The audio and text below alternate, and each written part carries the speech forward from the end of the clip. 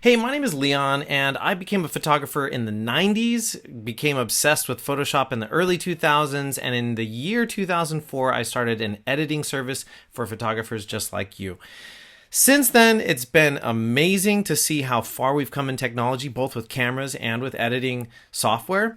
Currently, all the rage is AI, and I wanted to put a real wedding order in and test AI versus human editors. Now, you know that we have a team of editors, highly talented people, smart people, brilliant people, creative people who edit your photos every single day.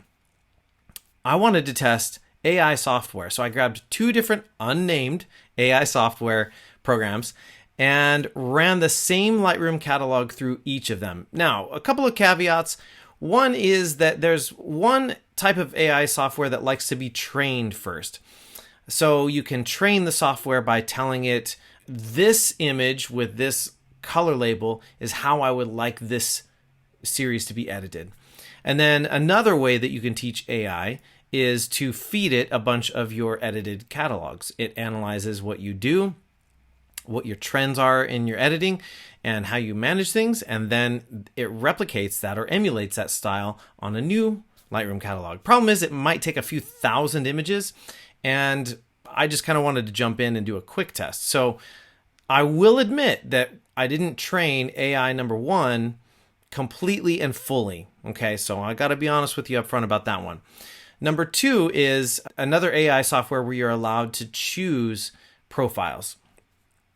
And from those profiles, you have kind of some common styles of editing. You don't have to train it. You just tell it what style you want. Boom, it's done. Okay, and then we have our human editors, which look at the preferences of a client. And every order that's submitted is given a set of parameters. So you can specify if you want your images cool or warm or contrasty or brighter or darker, and any other specifics that you like in your editing style. So you can do that on an order-to-order basis, or we might possibly have a profile already set up for you. And when your orders come in, we automatically apply that preset. And when your orders come in, we automatically process how you like it, according to those preferences. So let's just take a quick look here. What are we looking at?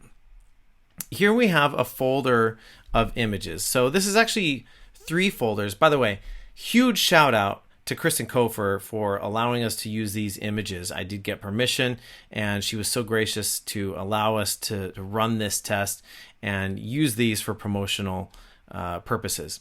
So we have a real live wedding here that was shot by one of our clients. This was a real order that was actually delivered to her by our editors, but I also took that catalog and ran it through the AI software. So here's what we're looking at. So I want to look at AI number 1 as a flyby. One thing I'm noticing right off the bat is consistency. So like skin tone here is not even close. And this is one of the things that we as an editing team always strive for, is to make sure that the skin tone is clean and consistent from beginning to end. That the bride's skin tone is clean and consistent and looks realistic. We want it to look natural and realistic. We've got a really dark photo here. Let's just kind of cycle through these full screen through this section getting ready. Not real impressive, to be honest with you. Overall, we can see how, obviously this was shot indoors and with tungsten lighting, and then this is outdoors, probably on a cloudy day. So the skin tone here is drastically different. That's one thing that human editors will always spot and always try to equalize. So we're always going to strive for having images that are really clean and close together in skin tone, overall brightness, overall contrast. Let's do a shortcut here. I went through these previously and just kind of marked some special ones that I wanted to see. So we're going to take a look at the abbreviated collection here, where we can just kind of see these. Let's go a little bit bigger here.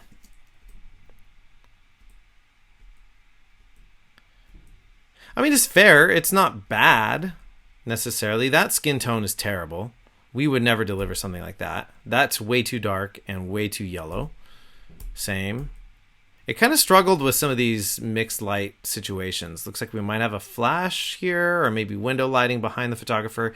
And it's really, really just overly bright. And this one's completely overexposed. I'd actually like to get into Lightroom and see what happened on that image specifically.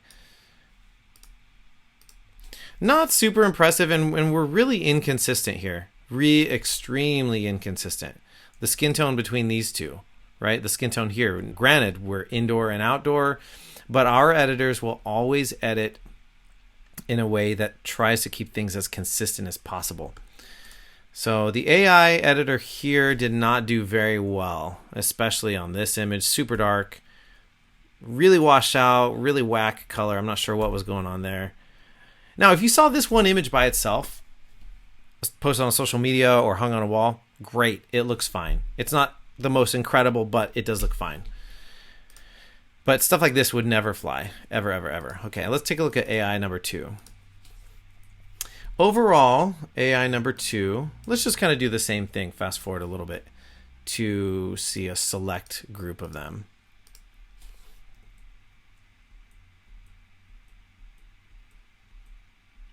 This is looking much, much better as far as consistency goes.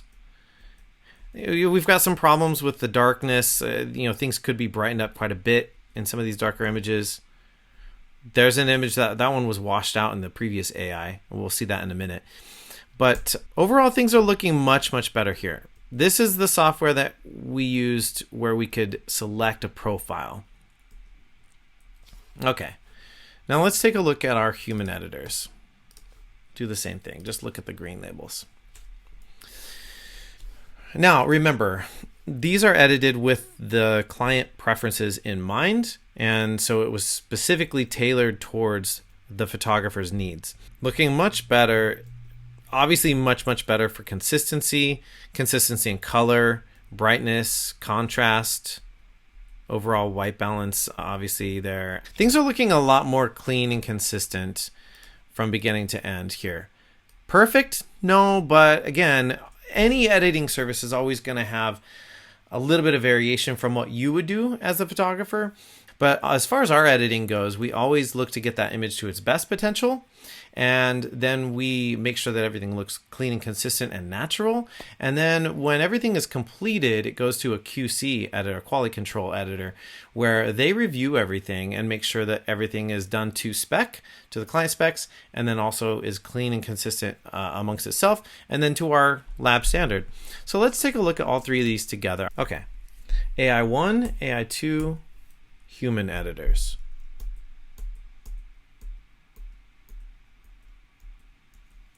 Here's a big difference. This AI 1 versus AI 2, much more natural, much more reasonable. Obviously on the AI 2, there's some sort of lens correction adjustment that's on there as well. So it's giving some distortion, whereas 1 and 2 don't have any lens corrections applied to them. Lens corrections are certainly an option in our editing service, but that is by request. Okay, here's something to note.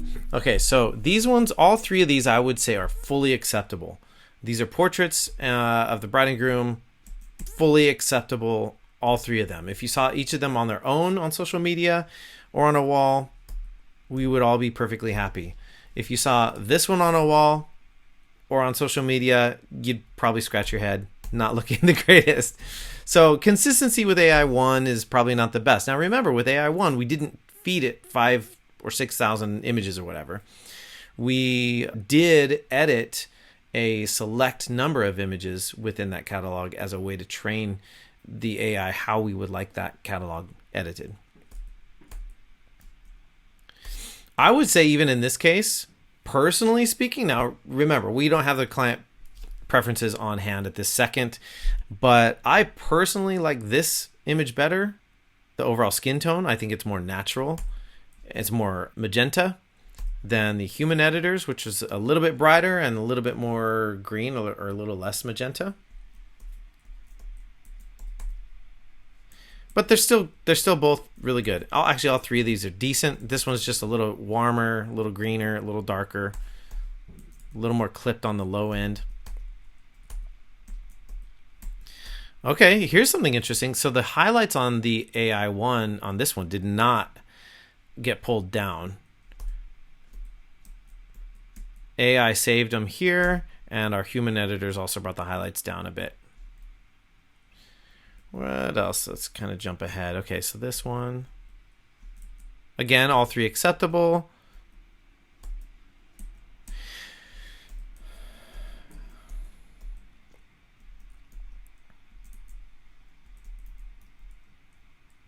This one really strikes me as an image where it had some difficulty. So AI, I think AI is doing pretty well with natural light and portraits. As far as mixed lighting or tungsten lighting, it doesn't seem to be doing as well as our human editors, where this would be a more natural skin tone, much more natural looking skin tone, and a little more real to life. This is nice and warm, but it's a little bit dark, and that's just way too yellow, and highlights are way blown on that one. Way too dark, way too yellow, just simply too dark. And then this one's been brought up to a normal, more realistic level. So a lot of these indoor ones, the AI just didn't do too well. So this one, way overexposed. Okay, now here's what may be happening. I'm not sure how the AI works. I'm no AI software engineer. It's possible in this one that it saw all of this dark jacket and it thought that the image was overall really dark and needed to be exposed for this. This tells me that possibly AI is not looking at faces quite yet and adjusting for the faces. I don't know that for sure, but it could be. And why this AI algorithm worked much better with an image that had so much dark in it, we don't know. But again, with human editors, we can look at that and objectively go like, okay, well, this is the man's face and this is just a jacket. The jacket's not important. The man's face takes priority. And we can edit based on the exposure on the face and on the subject so that he looks his best. And this one, huge anomaly. Obviously, the AI just completely missed the mark on that one. This one looks clean and natural, and that one looks clean and natural as well. Same thing here. AI number 1 missed the mark. AI 2 is just simply a little too dark for our taste. And human editors looks pretty good. Okay, details. This does not have any people in it. So details. Missed the mark on number 1. 2 and 3 are decent. Some more portraits. Now here's where AI does seem to be doing well, right? I would take AI 2 here or human editors as the winners. But even number 1 is still looking pretty good.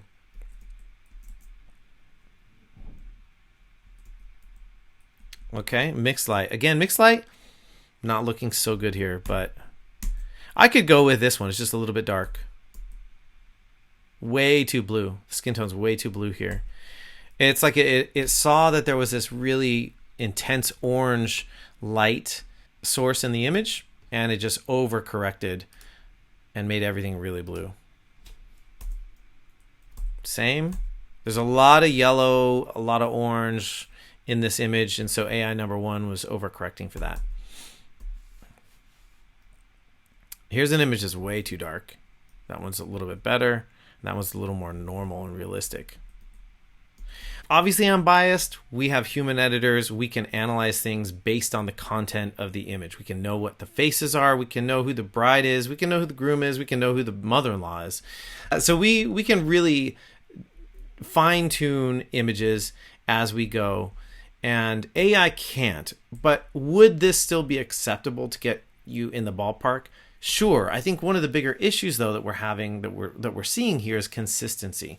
Anytime you use a software to do auto corrections on your images, it's going to miss the mark at some point. There's going to be some sort of gap because it just isn't smart enough yet.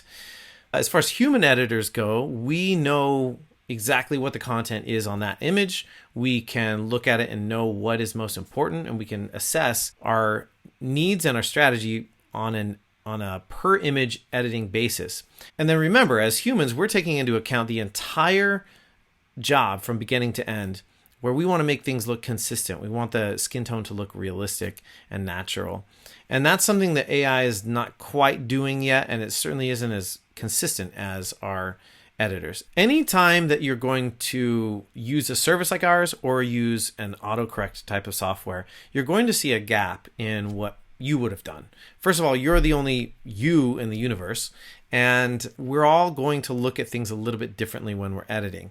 However, as it stands today, AI software is not as consistent and it's not as smart when it comes to analyzing exactly what's inside of every image. Our editors can look at every image and know exactly who the bride is, who the groom is, and we understand the situation. We can use our experience to your advantage to make sure that everything looks clean and consistent from beginning to end. Is AI useful? Is AI helpful? Does it save you time? Probably. But I would say at this point in the game, I'm still putting my money on human editors, because when you get that catalog back from our editors, number one, everything should be clean and consistent. And number two, there should be very, very little for you to do when it comes to polishing up that catalog and making sure that it's up to your standards. Now, remember, if there ever is a problem with our order and you don't like how we edited the files, no problem. Just let us know. Shoot me an email, send us some screenshots, tell us what you're seeing. How can we change things in terms of brightness, darkness, warmth, contrast, all of those things. And then we'll get it right back into production and get you a new catalog, usually within 24 hours. Well, that was a fun, unscripted, candid look at AI versus human editors. That was really kind of a quick first look for me. I'm going to continue analyzing how AI does and keeping my eye on the AI space. But for now, my money is still on human editors.